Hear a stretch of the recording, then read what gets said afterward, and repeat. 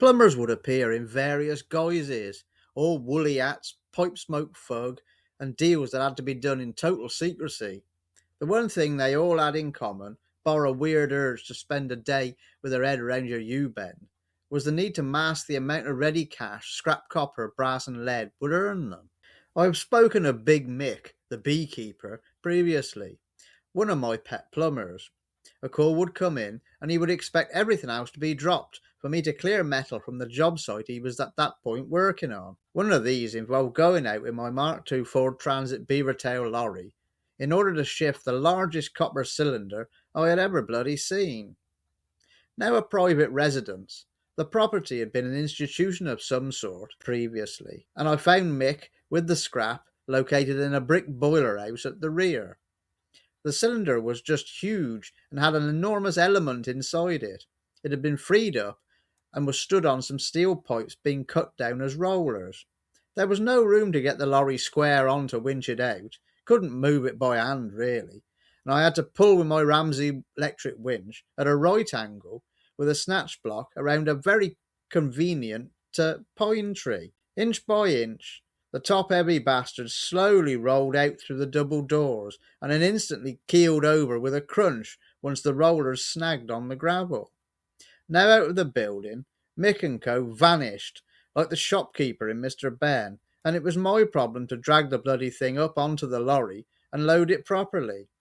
An hour of faffing got it sorted, but this was typical fare, and I knew Mick would magically reappear again before I left in order to claim his money. Rayburns and augers were another hideously heavy job of a similar nature. Gut busting and always in awkward places, most of the weight was made up by the ground up seashells and sand that was used as insulation.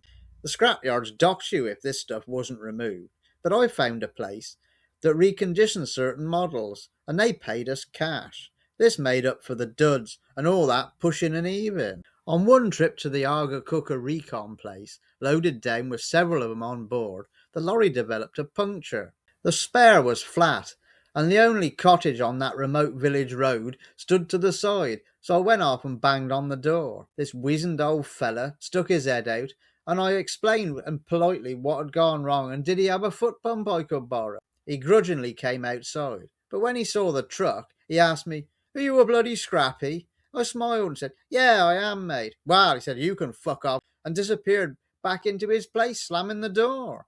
I was furious. This was in the days before mobile phones had entered my world, and it involved a hike back up to the village to find a phone box, this to call my father. He dropped off the foot pump, and we changed the wheel. I explained about the bloke and what had gone on, and then left to complete my journey. When I got home later, Dad told me he had been to see that fella at his place, and the fella had been all sweetness and light with my father until he had been told a few home truths. Mick had me collect a steel heating oil tank one morning with my old Dodge IAB lorry. There was no easy access to it, and I had to park up out on a main road, swing the crane over somebody's garden hedge, got it chained up, ready to lift. My last words to Mick were, "It is empty, mate, ain't it?" before lifting. The lorry leaned over slightly on its legs as the crane grounded up into the air.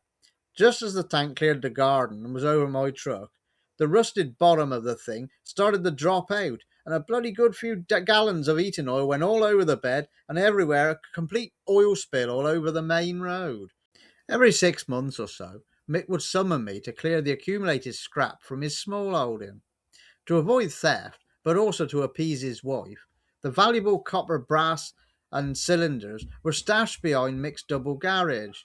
Because the cattle grid on the property was too weak to carry my lorry's weight, each item would have to be trolleyed or carried a fair old distance down onto the roadside. Not too bad for a few trips, but a full load of scrap became tiresome. On top of this, in the field by the side of his house, there would also be a massive built-up stack of oil-fired scrap boilers, back boilers, cast iron baths, and lots of heavy pipework.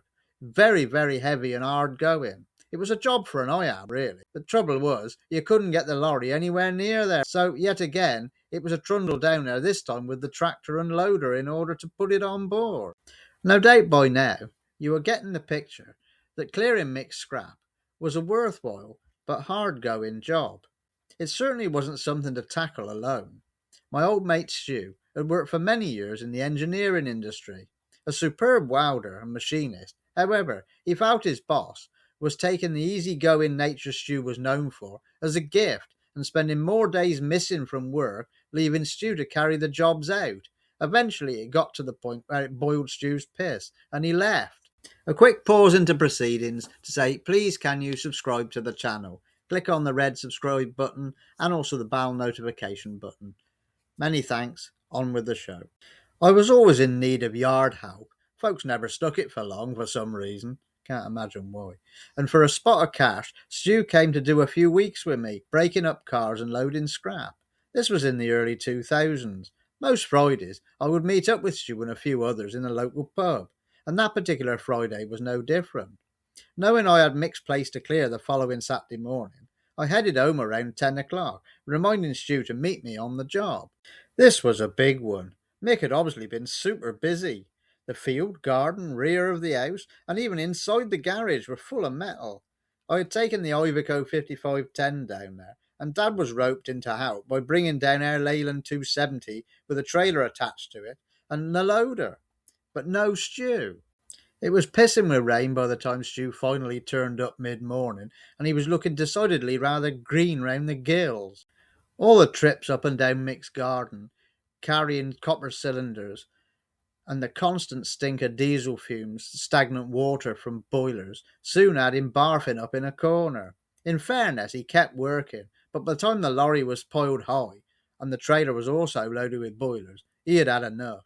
We were supposed to be stripping the local doctor's daughter's Citroen AX for parts after she had driven it into a parked car, but poor old Stu was in no fit state in terrible dizziness. The hangover was biting fierce, and in the end I had to send him home.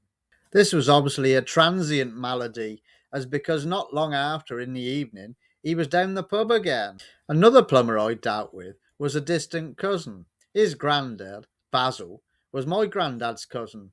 It all got a bit confusing. This because the plumber was called Basil, his father was Basil, and his granddad too. Basil, son of Basil, the plumber. It's a rural area, what can I tell you? Yet another bloke who used to bring plumbing scrap to me was on contract with the local housing association. He used to specialise in replacing their gas cookers. It was a good regular gig, and our yard was perpetually having him tip scrap ovens. Cookers were a real eye-opener into the state of how some people lived. Handballing a dozen or so cookers around made you feel like a 10-gallon tetanus jab would be a really good idea. I got a lot of work from plumbers and made a nice few quid, but it was by no means a free ride. Hello there. Thank you for watching my video. If you've enjoyed this one and would like to see a few more, then please like, share and subscribe, and also buy something from the merchandise shop, the details to which will be coming up now. All the best to you. Take care.